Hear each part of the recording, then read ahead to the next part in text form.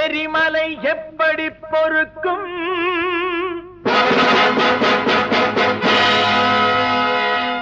நம் நெருப்புக்கு இன்னுமா உறக்கம்?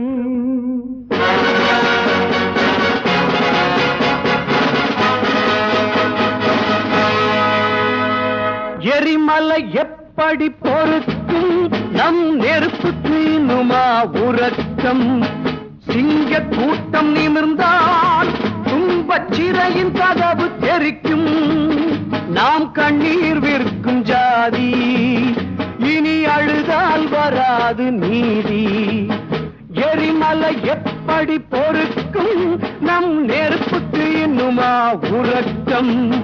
சிங்க கூட்டம் நிமிர்ந்தால் துன்பச் சிறையின் கதவு தெரிக்கும். நாம் கண்ணீர் விற்கும் ஜாதி, இனி